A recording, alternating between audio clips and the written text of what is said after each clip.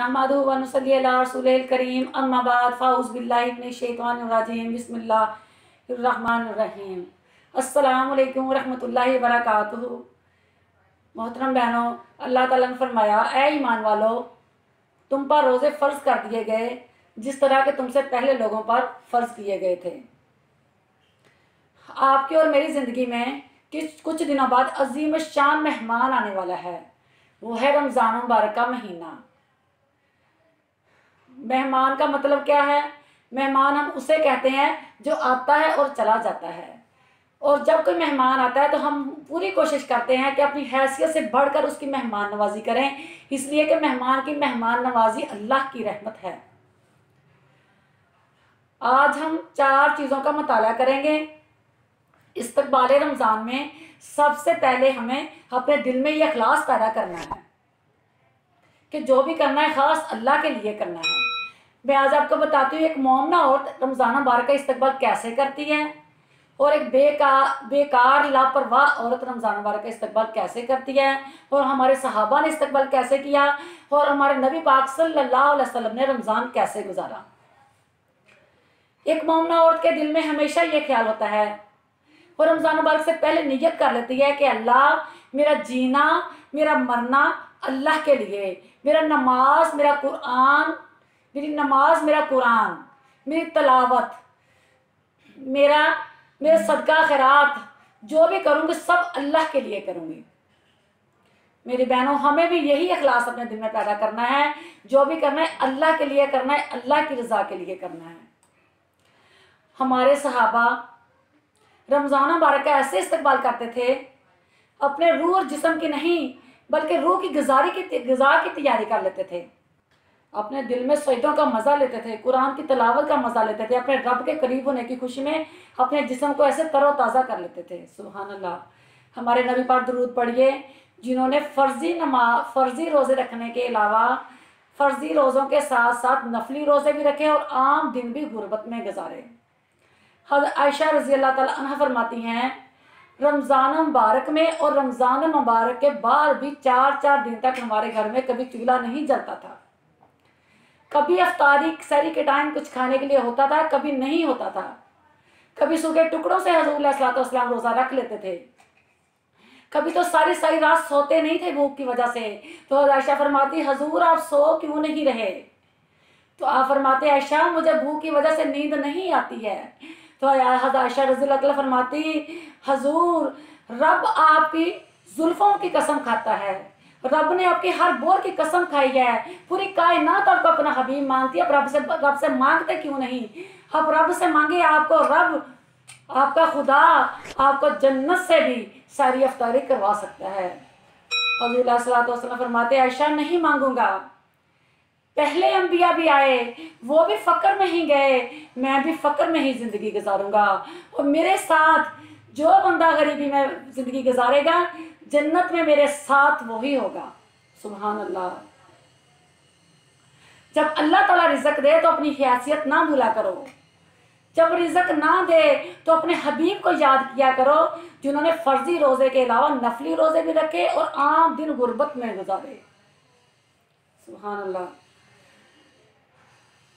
मैं बताती हूँ एक बेकार लापरवाह औरत रमज़ान मुबारक का इस्तकबाल कैसे करती है। पहले तो वो ये देखती है कि पहले दिन घर में सहरी इफ्तारी के लिए कुछ खाने के लिए अच्छा है या नहीं है। अगर कुछ अच्छा खाने के लिए है तो रोज़ा रख लिया, वरना रोज़ा छोड़ दिया। अगर दूसरे दिन सहरी के लिए कुछ खाने के लिए है तो रोज़ा रख दिया है, लेकिन नीयत ये करती है कि रोज़ा रख लेती हूँ, अगर नहीं रखा तो लोग क्या कहेंगे। जब नमाज तरावी पढ़ती है तो कहते कि मोहल्ले की औरतें जहाँ नमाज तरावी पढ़ने जाती हैं, अगर मैं उधर नमाज तरावी पढ़ने नहीं गई तो लोग क्या कहेंगे कि इनके घर में कोई रोज़ा नहीं रखता। अस्तगफिरुल्लाह। अगर कुरान की तिलावत करती है तो कहते पूरा साल कुरान नहीं पढ़ा, चलो रमज़ान मुबारक में कुरान खोल लेती हूँ। मेरी बहनों, गौर कीजिए इस बात पे, जिस दिन मेरे और आपके दिल में ये बात आ जाए कि रोज़ा रख लेती हूँ और लोग क्या कहेंगे, तो समझना कि मेरे और आपके हाथ से किया हुआ हर अमल, हर नेक काम, हर सदका खैरात सब का सब बेकार जाएगा। अगर हम इस्तकबाल रमज़ान ख़ास नियत अल्लाह की रज़ा के लिए नहीं करेंगे तो हमारा अच्छे से अच्छा किया हुआ अमल भी बेकार हो जाएगा। अगर आने वाले रमज़ान मुबारक का हम अच्छे तरीके से इस्तकबाल नहीं करेंगे तो हम सब बदनसीबों की लिस्ट में शामिल हो जाएंगे। अल्लाह की रज़ा के लिए अपनी मग़फ़िरत करवाइए। ये रमज़ान मुबारक का महीना जिसमें रहमत के दरवाजे खोल दिए जाते हैं, जहन्नम के दरवाजे बंद कर दिए जाते हैं, शयातीन को जंजीरों में जकड़ दिया जाता है। जन्नत में 8 दरवाजे हैं, उनमें से एक दरवाजे का नाम रैयान है। उस दरवाजे से वो ही गुजरते हैं जो रोजा रखते हैं। रोजेदार के लिए 2 खुशियां हैं, एक अपने रब से मुलाकात की, दूसरी अफ्तार के वक्त की। अफ्तार के वक्त रोजेदार की दुआ रद्द नहीं की जाती। नमाज और रोजा, कुरान और रोजा बंदे के लिए सिफारिश करेंगे। रोजा कहेगा अल्लाह भूख और प्यास से मैंने इसे खाने पीने से रोक रखा है, अल्लाह मेरी सिफारिश इसके हक में कबूल फरमा।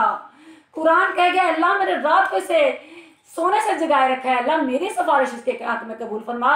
दोनों की सिफारिश कबूल होगी। अगर कोई बंदा रमजान मुबारक में अफ्तारी करवाता है तो पूरा महीना फरिश्ते उसके लिए दुआए मगफरत करते हैं और अस्तगफार पढ़ते हैं। जब लैलतुल कदर की रात आती है तो जबरील अमीन उस आदमी से मुसाफा करते हैं, हाथ मिलाते हैं। सुभान अल्लाह। हज़रत दाऊद अलैहिस्सलाम ने अल्लाह ताला से अर्ज़ की, या अल्लाह पाक, मैं मीज़ान अमल देखना चाहता हूँ जहाँ इंसानों के अमल की नाप तोल की जाएगी।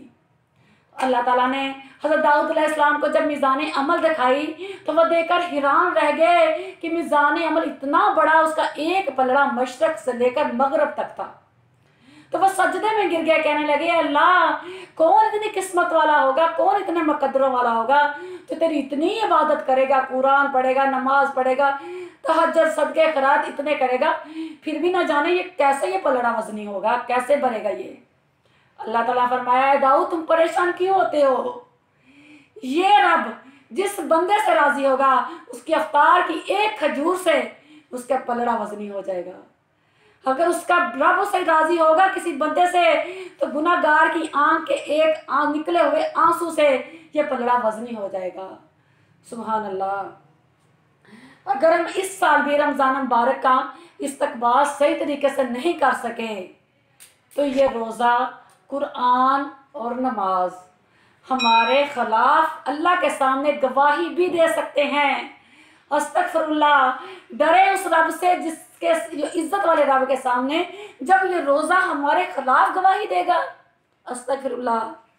रोज़ा कह गए अल्लाह तेरी इस बंदी या फिर बंदे के पास 11 महीने 12 माह पूरा साल पेट की भूख मटाने में गुजर गया, लेकिन एक महीना भी इसने मेरी कदर नहीं की कि मैं इसके लिए मेहमान बन के आया था, नेमतें रहमतें मगफरत लेकर आया था, इसके लिए इनामत लेकर आया था, लेकिन इसने मेरी इज्जत नहीं की, अच्छे तरीके से इस्तकबाल नहीं किया। अल्लाह मैं इसके खिलाफ गवाही देता हूँ। डरे उस इज्जत वाले रब से जिसके सामने जब ये रोज़ा गवाही देगा अल्लाह का अर्श कांप जाएगा। फिर आएगा कुरान, कहे अल्लाह तेरे इस बंदी के पास दुनिया का हर काम करने का टाइम था, इसने पूरा साल कुरान नहीं सीखा, यही समझती रही कि कुरान में पढ़ना मेरे लिए मुश्किल है, जबकि अल्लाह ने फरमा दिया था कि लोगों कुरान तुम्हारे लिए कोई मुश्किल नहीं, इसको समझ कर सोच कर समझने की कोशिश करो, तुम कुरान पढ़ सकते हो। लेकिन इसने कोशिश नहीं की, ये वक़्त को टालती रही। सुबह कुरान पढ़ूंगी, जब सुबह गुजर गई तो शाम को कुरान पढ़ूंगी, जब शाम गुजर गई तो सुबह पढ़ूंगी। ऐसे वक़्त को टालते टालते इसकी ज़िंदगी की शाम होगी। अल्लाह इसने कुरान को खोला ही नहीं। अल्लाह मैं इसके खिलाफ गवाही देता हूँ कि इसने कुरान खोला नहीं। अस्तगफिरुल्लाह। दूसरी दफ़ा फिर अल्लाह का अर्श कांप जाएगा कुरान की गवाही से।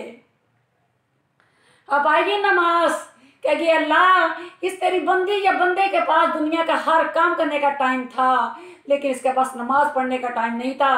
5 टाइम इसको मुअज्जिन पकारता, आओ अपने अल्लाह की तरफ, आओ अपने अल्लाह की तरफ, आओ अपने रब की तरफ जो सबसे बड़ा है। तुम्हारा काम बड़ा नहीं, तुम्हारी ज़रूरतें बड़ी नहीं, लेकिन फिर भी इसने काम को अहमियत दी, इसने नमाज को अहमियत नहीं दी। अल्लाह मैं इसके खिलाफ गवाही देता हूँ मेरी बहनों क्या हाल होगा हमारा जिस दिन ये तीनों हमारे खिलाफ गवाही देंगे। अस्तगफिरुल्लाह। डरे उस रब से, इज्जत वाले रब से जिसके सामने ये तीनों गवाही देंगे। अल्लाह की रहमत बहुत वसी है। इस रमज़ान मुबारक को पाकर अपनी मग़फ़िरत करवाएं, अल्लाह से माफ़ी मांगे। इस आने वाली लैलतुल क़द्र को अल्लाह ताला हमारे लिए रहमत बना दे। वमा अलैना इल्लल बलागुल मुबीन।